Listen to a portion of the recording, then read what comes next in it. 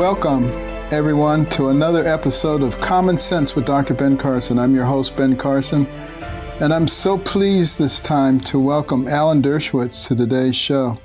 He has been called America's most public Jewish defender, one of the most distinguished defenders of individual rights in our nation, and has written 40 books, both fiction and nonfiction, including 7 bestsellers. And he has a new book coming out called The War Against the Jews, How to End Hamas's Barbarism. Welcome, sir. Thanks for having me. What did you think about the UN Secretary General Antonio Guterres saying after the October 7th attacks that it did not happen in a vacuum? Was he condoning terrorism? No, he was not condemning. He was condoning terrorism. Yeah, he was putting terrorism in the context of any other military activity. I like him. He's a nice man. He lives 4 blocks away from me. I see him on the street sometimes, and he's been one of the least anti-Semitic Secretary Generals of the UN. But he was just so off base here, and it certainly is interpreted as condoning and justifying and explaining anti-Semitism. There's no context. Terrorism, there's no context in which you can justify or explain rapes, beheadings, burning of children. What Secretary of State Blinken described today in his press conference, where he talked about a family being just murdered brutally, and there's a videotape of it from a security camera. The idea that the Secretary General would say there's a context for this. Yeah, there's a context for Nazism. There's a context for lynchings. There's a context for murdering gays. There's a context for everything, but you don't put horrible events like that in a context that creates the suggestion that maybe it was justified. Absolutely. And well, what about students around the country, including at Harvard, where you're a professor emeritus? What's your reaction to their protests? I mean, did it surprise you? Well, they're not protests. These are justifications of terrorism. The 33 student groups at Harvard, the day after the massacre occurred, before Israel fired a single shot in response, basically said it was all the fault of Israel. Look, Harvard and other schools have a terrible history on this. In the 1930s, Harvard welcomed Nazi academics and diplomats to their campus, and they sent delegations from Harvard to Heidelberg University after it had fired all of its Jewish professors. Yale students wrote petitions in support of Nazism. And, the Ayatollah used students to come to power. Hitler used students to come to power. Stalin used students to come to power. There's no excuse just because you're a student. These are the modern day version of Hitler Youth. And I have to tell you, I'm going to use very strong terms, but if terrorism came to our shores, as director of the FBI said in his recent interview, when we're going to get terrorism here, emulating Hamas terrorism against Israel, what's going to happen is some of these students are going to join the terrorists. They're going to become terrorists. They're going to engage in killing Americans. Take, for example, this student that was at Harvard Law School who was a member of the Harvard Law Review. That's the highest honor you can get in law school. And he was reportedly involved in harassing a Jewish student, and he was one of the people who signed onto that Harvard statement, blaming it all on Israel. I worry that people like him would go further than just showing support, verbal support for terrorists, that they might actually give material aid to terrorists, which is, of course, against the law and criminal, but I worry that it could happen. Well, obviously there are a lot of Americans who probably have some misconceptions about Israel and about Palestine. What would you like to clear up for our audience? Well, the Palestinians could have had a state in 1937, 38, 1948, 1967, 1992, 2000, 2001, 2005, 2007, and most recently during the Trump administration. They've always said no. So the fact that there's no Palestinian state and that there's a continuing military occupation is all 100% the fault of the Palestinians, as Abi Ibn once said, the Palestinian leadership doesn't know how to take yes for an answer. There didn't have to be any occupation. Israel gave up the occupation of the Gaza in 2005. Not only did they take every living Israeli out of the Gaza, they even unburied their dead and took them out. There wasn't even a dead Israeli in the Gaza Strip. They could have turned the Gaza Strip into Singapore and the Mediterranean. Instead, they all enriched themselves. The leaders of Hamas are worth billions of dollars. They have them in bank accounts in Qatar. And they turned whatever money there was left into rockets. They deprived their own people of food, of medicine, of education. It is 100% the fault of Hamas. Even these deaths we see now, these tragic deaths of young children, it's Hamas's fault. They won't let the children and the parents go south where they'd be safe. They use them as human shields, and yet the world blames so much of this on Israel. You know, there are some people who say, I'm not anti-Semitic, I'm just anti-Zion. Is there a difference? Well, you know, for some there may be, but not for most of these people. And when you have signs at these demonstrations in favor of Hamas, Hamas has a charter that is anti-Semitic. It says Jews caused all the problems in the world, that we have to get rid of all the Jews in the Middle East. So if you're pro-Hamas, you can't not be an anti-Semite. Of course you're an anti-Semite if you're pro-Hamas. I mean, theoretically, you can imagine somebody who, you know, is very active in supporting the Jewish community, but doesn't believe in the concept of a Jewish state. But I have never met somebody who is anti-Zionist who was not also anti-Jewish. So, you know, and you scratch an anti-Zionist deep enough, you find somebody who's anti-American, anti-Christian, anti the Judeo-Christian tradition.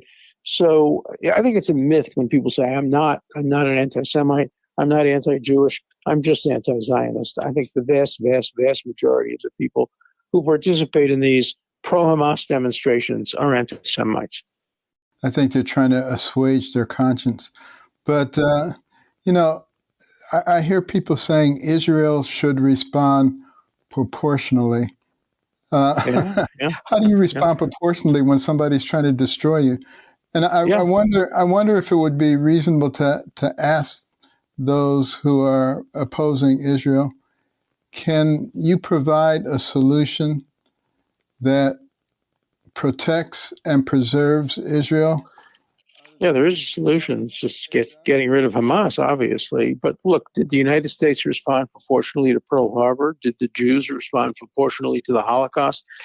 What proportionality means in international law is if you're going after a very important military target, say a commander of Hamas, the guy who actually perpetrated these massacres on October 7th, if you're going after somebody that important, then the number of civilians that may die in the process of getting him have to be proportional to the value of the military target. Now, the military value of the military target there was very high, and the civilians who were killed were being used as human shields. And to give you just an example, a common example, let's assume I rob a bank, and the police come in, and I grab you as a hostage, and I'm shooting from behind you, and I'm killing people, and the police try to shoot me, the guy who's shooting, and instead they kill you, God forbid.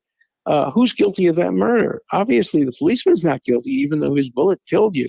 It's the man holding you hostage who's guilty. And that's why Hamas is guilty of all of these deaths. They're the ones who are responsible. They're causing it. You would think that that some of our people, our leaders in Congress, would understand that and would have a good sense of the history. Yeah, I think some of it stems from the fact that people are just ignorant.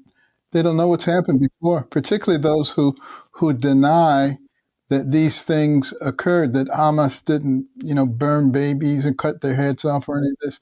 Aren't they the same as the Holocaust deniers? It's a matter of degree, obviously, but the Yale Daily News was guilty of that. The editor of the Yale Daily News, who's a bigot and very, very anti-Israel, apparently censored an op-ed in the Yale Daily News that said that Hamas had beheaded and burned to death and slaughtered these kids, saying, no, there's no proof of that. There's proof, there's videotapes of it. There's videotapes of this, photographs of the dead bodies. You have the Secretary of State getting on television and describing some of these things. And the editor of the Yale Daily News, and that editor 5 years from now will be an editor at the New York Times. So it's no surprise that the media today is so biased because they get their writers and their editors from the Harvard Crimson, which called for a boycott of Israel, and the Yale Daily, which censors anything that is not pro-Hamas. And so it's not surprising that our future leaders are going to endanger the future not only of Jews in America, but of Americans and of Christians, because, you know, the Hamas, Iran people, they're as anti-Christian as they are anti-Semitic. Oh, absolutely. One is just a precursor to their further desires. You know, it's interesting, you know, when you think about the fact that BLM has aligned itself with Hamas, particularly given the tremendous alignment of Jews with blacks during the civil rights movement. Yeah, no, I agree with you. I was part of that. I marched. I went down south in the 1960s. I trained with, Thurgood Marshall and Carter and the NAACP and all of those great civil rights leaders, Jack Greenberg, all the others. And now Black Lives Matter, on the day after these horrible massacres, put out a flyer glorifying the terrorists and supporting the terrorists. And, you know, Black Lives Matter, obviously, I support the concept. I just don't support the organization, because the organization has distorted its priorities and its values away from protecting African Americans in the United States to making political opposition to Israel. And that's just not the job of Black Lives Matter as an organization. So I'm opposed to the organization, though I support the concept. You know, Jewish lives matter, Muslim lives matter, all lives matter, and Black lives matter, and we have to make sure that they're valued. But it can't be at the expense of other lives. Absolutely. Well, doesn't it kind of point out the role of the media? Because they were the ones who sort of pushed the ideal that if you said anything other than Black Lives Matter, that you were a racist. There's no doubt about that. And if you even mention the word meritocracy, you're a racist. And one of the reasons that I think so many people from the woke side are against Jews is that, you know, Jews, like other people, have benefited from meritocracy. None of my parents were educated, none of my family. I was the first person to go to college. I had no money. I had no skills, but I made it on my merits. And I was first in my class in law school. That's the kind of meritocracy that America has stood for years, and that the woke culture hates. They want everything to be identity politics. They want you to get jobs based not on what you've done, but who you are. And that's just not the American way. And that's why I was very pleased when the Supreme Court of the United States finally outlawed race-based preferences or race-based lack of preferences. People have to make it on their own. And if you're discriminated against based on your race, if you personally are discriminated against, fine, that should count. But if you're the son or daughter of a very prominent person who was a minority, and you've had all the privileges in life, your race itself shouldn't count either for you or against you. That's what Martin Luther King wanted. That's colorblind equality, and that's what the woke culture despises. Well, the Marxists in this country seem to be pretty much set on dividing our population. They've always been that way. Marxists always want to divide the population. Yeah. Race, income, age, religion, political affiliation, gender, you name it, they're at it. And I don't know if the American people actually realize we're being manipulated into throwing away, the greatest country that ever existed by people who are envious of us and who want to change fundamentally who we are. And the best proof of how envious people are is everybody wants to come to America. And that's why we have problems at our border. People are not rushing to get into Russia or Lebanon or Egypt, but they're all dying to come to the United States, sometimes literally dying, risking their lives to come here. And we are the greatest country in the history of the world. And so many of our people don't appreciate it. Absolutely. And, I've had a chance to visit 68 countries and have lived overseas. Wow. And I got to tell you, this is an amazing place. And it certainly provided incredible opportunities for me, but I had a mother who would never accept excuses, and I think that made a big difference for both me and my brother. Yeah. Oh, yeah. No, I agree with you. Yeah, my parents too. They didn't accept excuses. You had to work hard, and if you didn't, you bore the consequences of it. I was so lucky to have parents like that, and to have family, to have a free college education available to me in the City College of New York, which has now turned into a bastion of anti-Semitism and propaganda. And it's denying these kids who have no parachutes. They have to make it on their own. And these city colleges of New York and other colleges are denying these kids of every race and every background the opportunity to do what the two of us did. And that is, rise by our own hard work and our merits. And I think that's becoming, unfortunately, a thing of the past, and it will hurt America's greatness. What do you think is responsible for what's happening on the college campuses? Well, on the college campuses, I know it's happening. And it was this building up of a bureaucracy at college campuses based on what's called diversity, equity, and inclusion, DEI. And it's not diversity. It's people don't want diverse points of view. They don't want people like you. They want people who, yes, are a racial minority, but who represent the views that they think racial minorities should have uniformly. It's the most insulting thing that you can say about minorities, that they ought to have the same view. So this diversity, equity, and inclusion bureaucracy has destroyed universities, turned them into propaganda mills. And students are rebelling, and donors are rebelling, and parents are rebelling.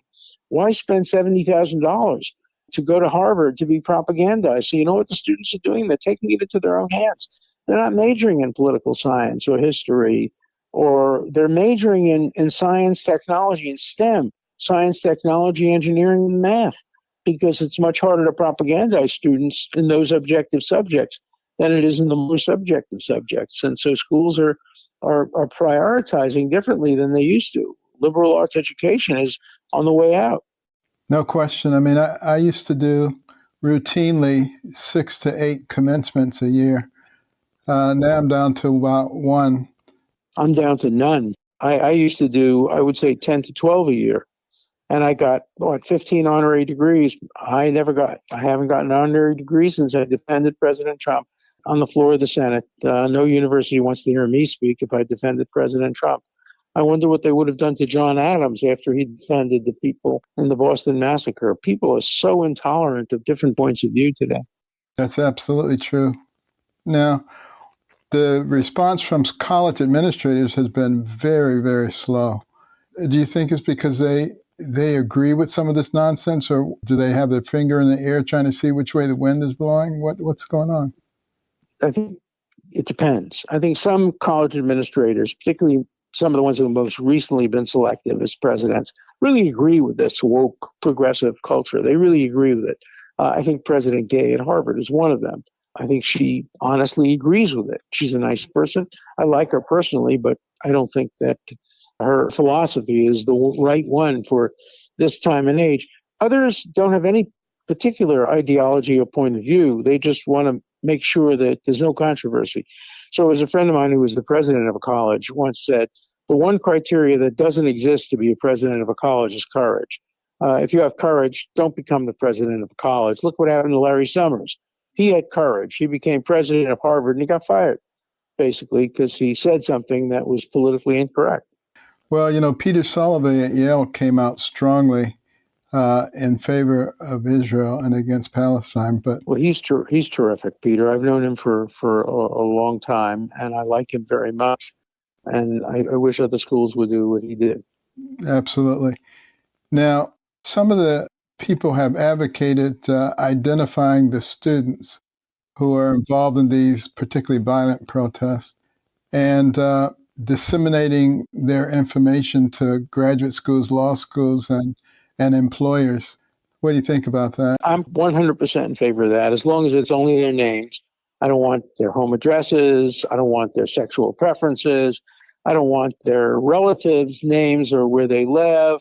I just want to know that this kid, Abraham, who is a Harvard Law Review student and who harassed a Jewish kid on campus, I want every law firm to know his name. And I want every law firm to be able to say to their clients, look, we're thinking about hiring this kid who harassed a Jewish person on campus. Do you want to be represented by somebody like that? Or do you want to be represented by somebody who signed a petition saying that Israel is at fault for the rapes and for the beheadings? If you want to, fine, go to another firm. But we're not doing that. And now a bunch of law firms, I think it's up to 60, signed a letter to major law firms saying, no, we're not going to come to your law schools and hire your law schools unless you do something about not promoting anti-Semitism at the law schools. And I'm completely in favor of that. I personally will name any student, I don't care if they're 18, 19, 20, if they, some of them say they didn't know what they were signing. Do you want a lawyer who didn't know what he was signing? If they signed something that was plagiarized, they'd be thrown out of the school. There'd be no excuse. I didn't know that I was supporting rape, beheadings, and massacres and kidnappings.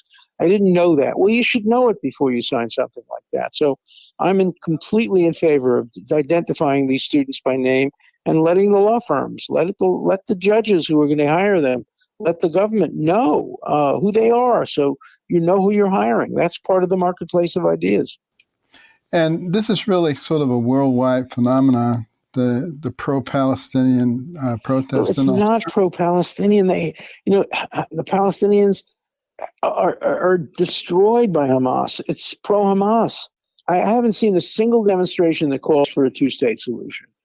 They all want to support Hamas, do away with Israel, end Israel. So I don't think it's pro-Palestinian. I think it's anti-Semitic, anti-Israel, and pro-Hamas. Well, in the days after the October 7th attack, even in diverse places like Australia, they were saying gas the Jews and Ali Akbar at the Sydney Opera House. What should the leaders be doing? Well, take, for example, New Zealand. If there's ever been a country that fits the definition of a colonial settler nation, New Zealand, it was established by England sending over white people who had never set foot in Australia, didn't even know where it was, to take over the country, ethnically cleanse it of all the Maori people of color, and colonialize it with settlers. But you never hear that said about New Zealand. You only hear it said about Israel. And Israel, England, Poland, Ukraine, Russia didn't send anybody. These people escaped, much the way Europeans escaped and came to America.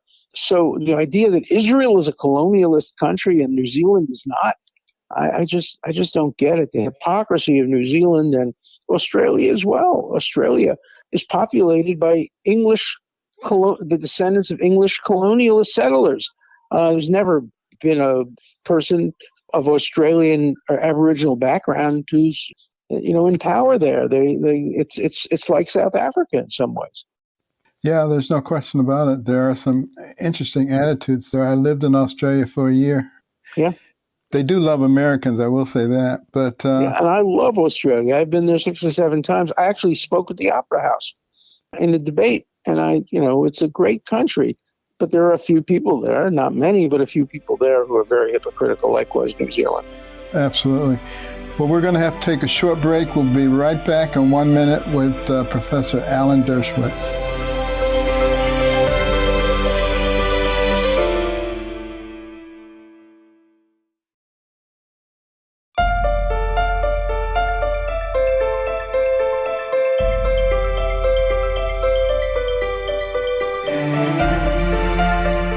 And we're back with Common Sense. As I always say, we may have to change the name of the show soon because there doesn't seem to be a lot of common sense anymore. And we need to do everything we can to make it common once again. Professor, there are a lot of people who are calling for a ceasefire. UNICEF made a statement recently calling for a ceasefire, saying that children are being killed and injured, more than 400 a day in Gaza, and they want an immediate humanitarian ceasefire. Should we seek a ceasefire? Absolutely not. First of all, UNICEF is wrong about its data and statistics. By children, they mean also 18-year-olds who are shooting rockets at Israel. They're not children. By women, they mean, women who were part of the terrorist attack on the 7th. So the number of actual civilians who are not active supporters of Hamas are a fraction of the numbers that UNICEF produces. But UNICEF has been anti-Israel since the very, very beginning. It's 50 years ago I stopped contributing to UNICEF because of that. Of course, there shouldn't be a ceasefire until Israel wins. It's an all-out war of evil against evil by good, and you don't give the enemy time to regroup or rearm. No ceasefire. Let them surrender. When Churchill and Roosevelt got together after Pearl Harbor, they said unconditional surrender, no ceasefire, nothing temporary. We have to defeat Nazism. And this is the modern form of Nazism, and it has to be defeated. And if Hamas wants to reduce the number of civilian casualties, very easy. Open up the roads, let these people go south. Israel has declared safe zones. Then Hamas fires rockets from the safe zones, and Israel has to respond. So again, it's all the fault of Hamas. So they should have called for a ceasefire on October 6th instead of on October 8th. It's too late for that now. Well, do you think Israel's neighbors actually want peace, or do they want to obliterate Israel? Well, it depends on which ones. Obviously, Hamas and Hezbollah want to obliterate I think if you ask many of the neighbors, they would also like to eliminate Israel. But, Israel made peace with Jordan and with Egypt and with some of the Gulf states. And it was about to make peace with Saudi Arabia, which is why Iran put Hamas up to this attack to destroy any prospects of peace with Saudi Arabia. And thus far, they've succeeded because of the media and the international community putting the blame on Israel and make it harder for countries like Saudi Arabia to reach out and make peace. I mean, countries in the Middle East would benefit from peace with Israel, Israel's technology, Israel's economy, Israel's medical assistance, all of which can benefit the Arab world. But they have to be prepared to recognize and make peace. And it looked like Saudi Arabia is on the verge of doing it. And then this terrible thing occurred, which was obviously orchestrated by Iran. And I think the next step after Israel clears out Hamas, the next step has to be Israel, with the help of the United States, not military help, but logistical help, has to destroy Iran's nuclear reactor. You cannot allow Iran, which is today the worst country in the world, the most dangerous country in the world, to have a nuclear arsenal, because it will use it. Unlike North Korea, or unlike Pakistan, Iran will use its nuclear arsenal against Israel if it gets it. And therefore, Israel, with the help of the United States, has to destroy Iran's nuclear reactor. And there's a good reason for doing it, because Iran was behind this horrible terrorism. Yeah, I've always said as soon as they get a nuclear weapon, they're going to use it, because they're ideologically driven, not by intellect, not by logic, and not by common sense. That's exactly right. And they don't, as they say, we love death like you love life. So even if it means 1 million Muslims will die, the former head of Iran said that if we bomb Israel, we'll kill 3 million Israelis. They will then kill 10 million Muslims, and the trade-off would be worth it, he said, because Islam would still survive and Judaism in Israel would be ended. You can't let countries that have leaders expressing views like that to have nuclear weapons. You just can't do it. I agree. Now, is the ideal of a two-state solution dead now? No, I don't think it's dead. I think it's wounded. I think it's hard. I think with Hamas, it's impossible. With Hezbollah, it's impossible. But if Hamas and Hezbollah, particularly if Hamas is destroyed, there is a possibility that a state on the West Bank, I don't know what you do with Gaza, that would be very, very difficult, but a state on the West Bank with the Palestinian Authority could be possible. The problem is, if you had an election today on the West Bank, they would elect Hamas. That's why there have been no elections in the last many years. Why Abbas rules without any electoral authority, because he knows he would lose in an election. Hamas is very popular on the West Bank and in Gaza. And so when President Biden says this is not a war between Israel and the Palestinian people, he's wrong. The vast majority of the Palestinian people in Gaza and on the West Bank support Hamas, and support them materially, and support them economically, and support them militarily. So this is a war, just like it was a war between the German people and America. Not every German supported Hitler, but enough of them did. So it was a war between our two countries and our two cultures. And that's the same with the Palestinians. It is a war between the Palestinian people and Israel, with some exceptions. Well, this conflict, it has its roots hundreds, if not thousands of years ago. I mean, you can go all the way back to Isaac and Ishmael and Egypt and Jacob and Esau. Do you think it will ever be resolved? I do. I think it will be resolved. I think it was very close to being resolved with the Saudis, and then the Iranians decided they did not want peace. If the world wants peace, it needs a strong Israel, an Israel capable of defeating all of its enemies. The only way peace will come is through a strong, strong Israel. And asking Israel to sacrifice its military and technological advantages by a ceasefire is a guarantee that there'll be more civilian casualties, more deaths. You want peace, you need a strong Israel. Absolutely. Well, why do you think Israel's neighbors like Egypt and Jordan initially refused to take refugees from Gaza? Well, they don't want Palestinians because they know that if they get Palestinians, they'll get some terrorists. Look, Israel took in 15,000 workers from Gaza, and it now turns out that some of them were spies and were giving information about where families lived and where the vulnerabilities were of Israel. So I don't think Israel will ever take another Gaza worker now. They have, and the workers from Gaza were making lots of money, were doing very well and bringing money back to their families. But they destroyed any possibility of continuing to work in Israel because no Israeli will want to work with somebody who might be a spy for Hamas.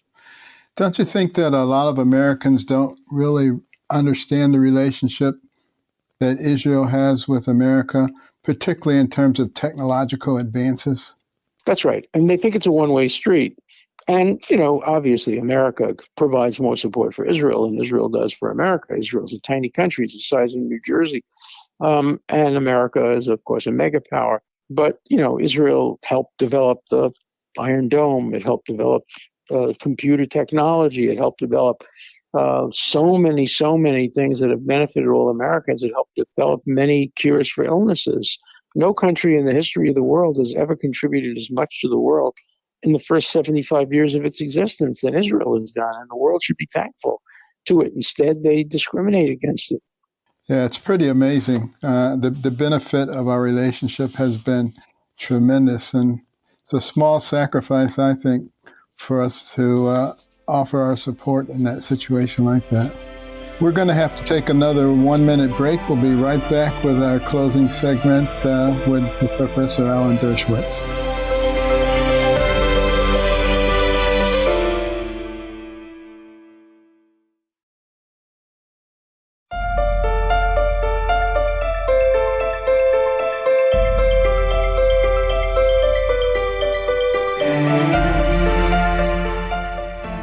And we're back. More Common Sense.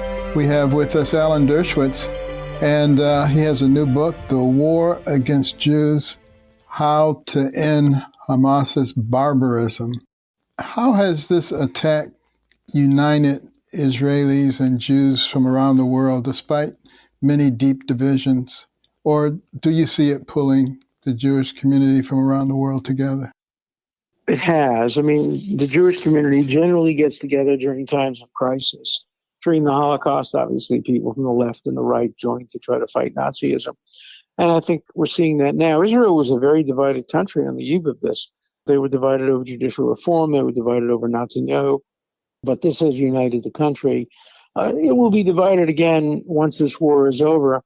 But right now, I think most of the world's Jews, with the exception of some from the hard left, the woke hard left, support Israel and support Israel's military efforts.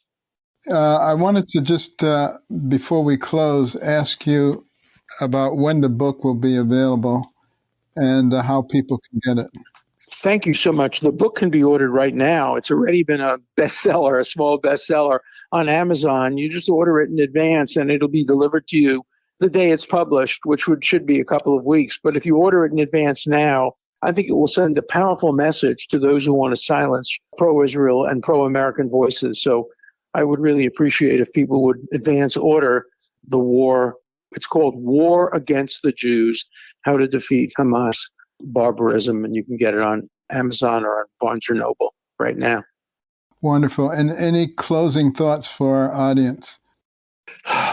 Look, let's defend America, because defending Israel is defending America. It's defending the Judeo-Christian tradition, and it's good for the world. It's good for peace. And I have to tell you, defeat of Hamas will be the best thing that ever happened to the Palestinians.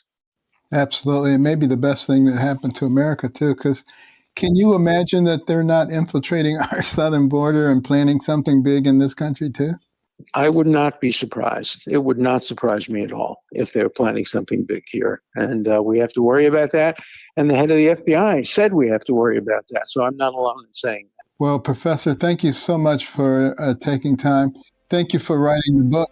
Always a pleasure to have intelligent thought with you. And that's what I always have when I'm on the show. Thank you so much. And I'll be back with my closing thought for the audience in 1 minute.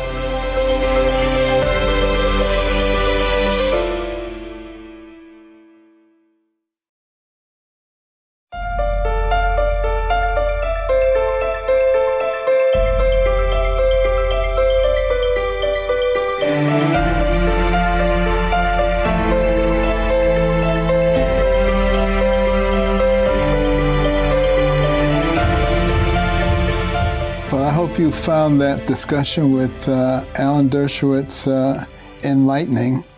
There's so many things, just brutal things going on in our society today.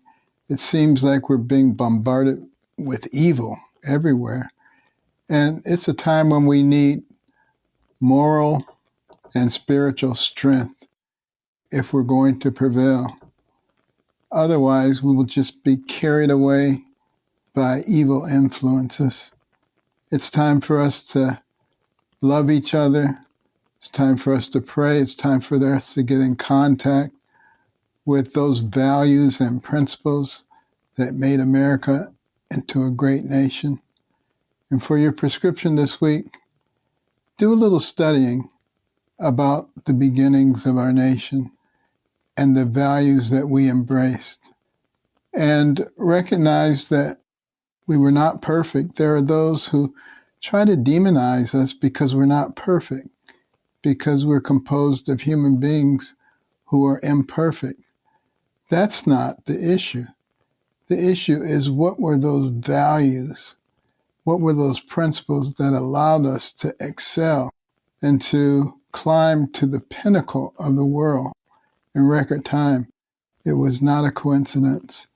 We need to think about those things and apply them to our lives again, so we can make America a fantastic and wonderful place for everyone.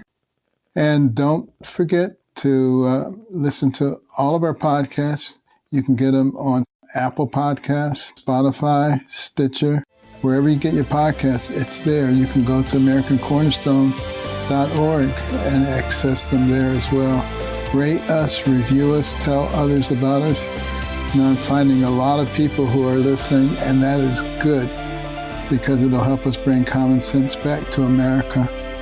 And don't forget the cornerstone principles: faith, liberty, community, and life.